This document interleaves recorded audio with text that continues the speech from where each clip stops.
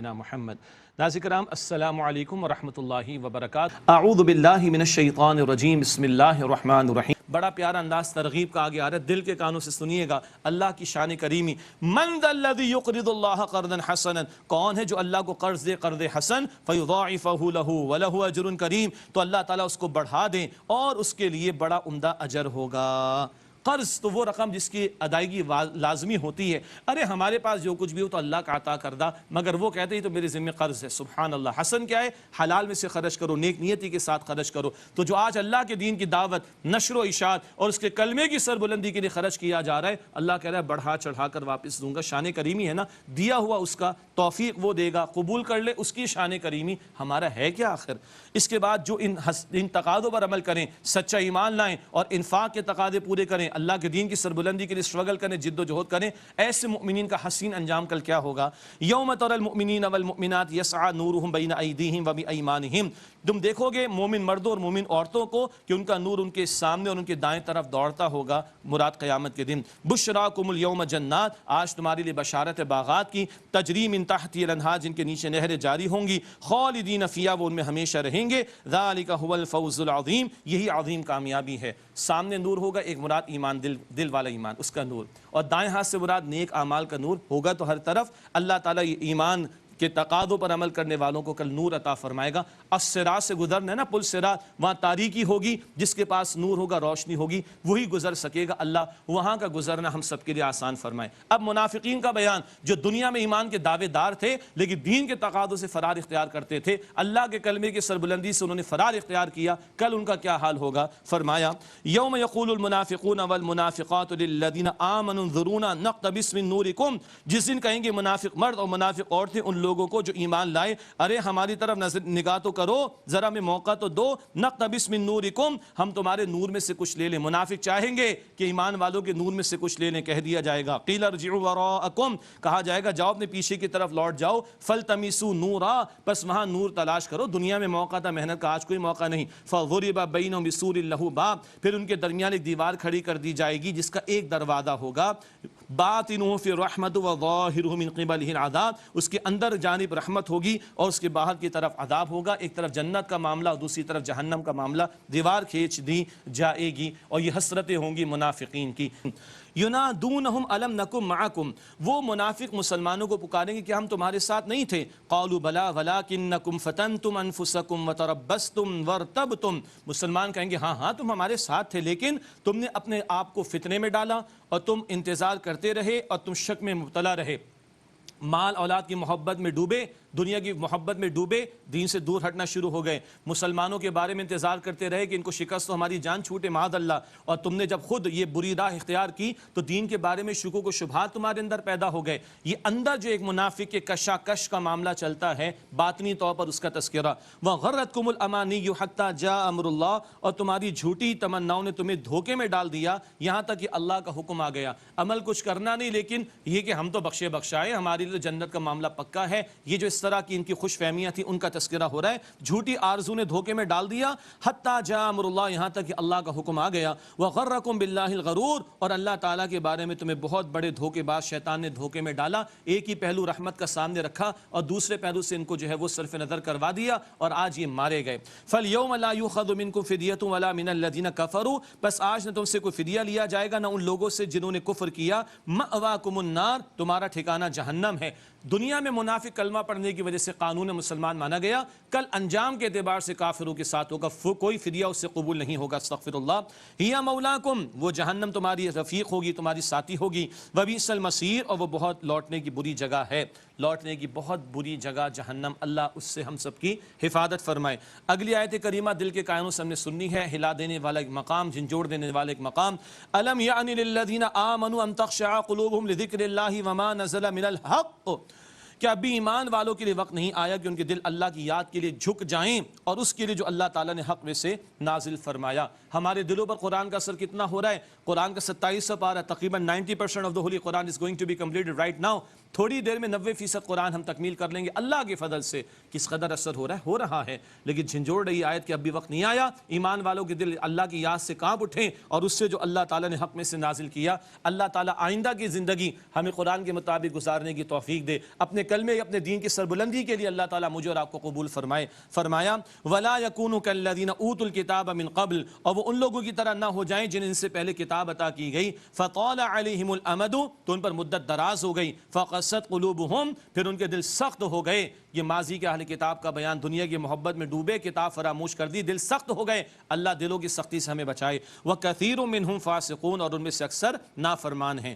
اچھا کچھ احساس ہوا, کچھ رمق ہے دل کے اندر, کچھ اندر جھنجھوڑنے کا اثر ہوا, تو قرآن کہتے سنو, اعلموا, جان لو, ان اللہ یحیی الارض بعد موتها, بے شک اللہ تعالیٰ زمین کو اس کے مردہ ہو جانے کے بعد زندہ کر دیتا ہے. قد بینا لکم الآیات لعلکم تعقلون, یقیناً ہم نے تمہارے لیے آیات واضح فرما دی, نشانیاں واضح فرما دی تاکہ تم سمجھو. اگر تمہارے دل میں کوئی رمق ہے تو پریشان نہ ہو, مایوس نہ ہو. جو اللہ مردہ زمین کو زندگی دیتا ہے وہ مردہ دلوں کو زندگی عطا کرنے پر قادر ہے. زمین پہ پانی برستا ہے, بارش برستی ہے, زندہ ہو جاتی ہے. اپنے دلوں پر قرآن کی بارش کو برساؤ, تمہارے دلوں کو اللہ زندگی عطا فرما دے گا. سبحان اللہ.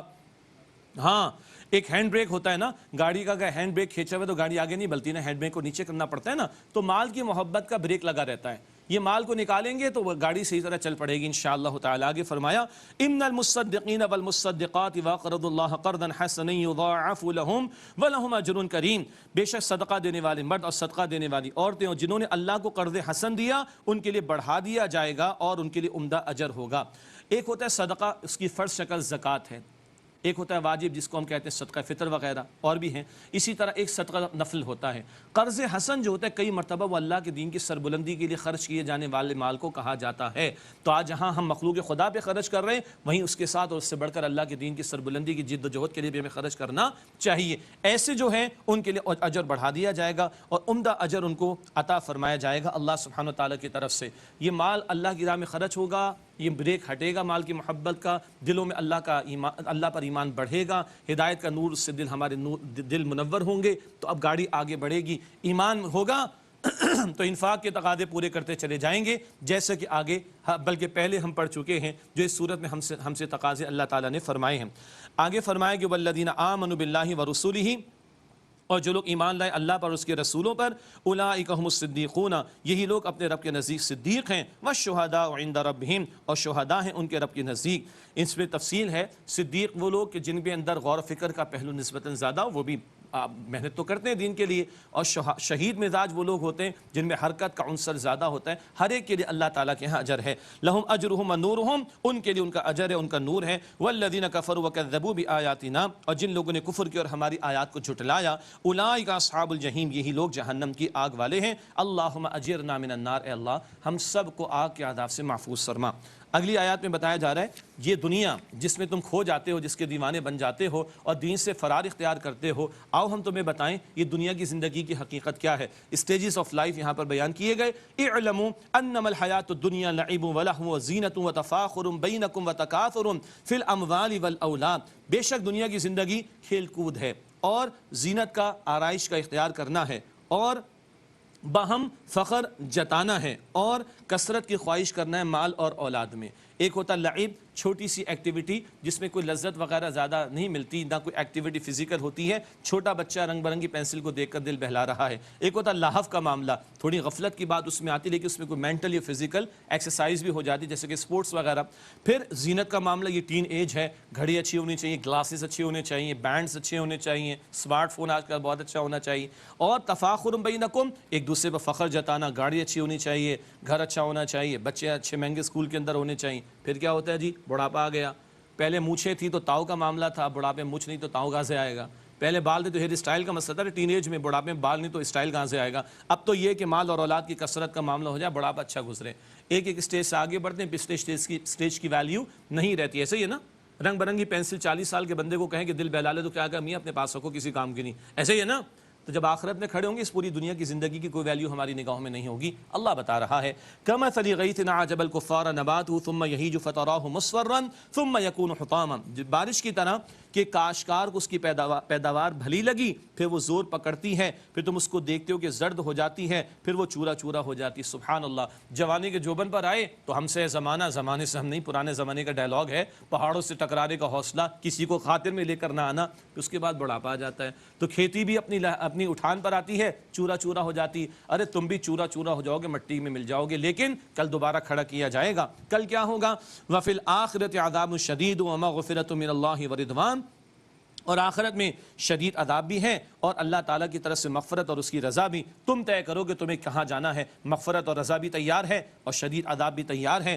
وَمَا الْحَيَاةُ الدُّنْيَا إِلَّا مَتَاعُ الْغُرُورِ، اور دنیا کی زندگی دھوکے کے سامان کے سوا کچھ نہیں، اس میں پڑھ کر آخرت کو فراموش نہ کر دینا۔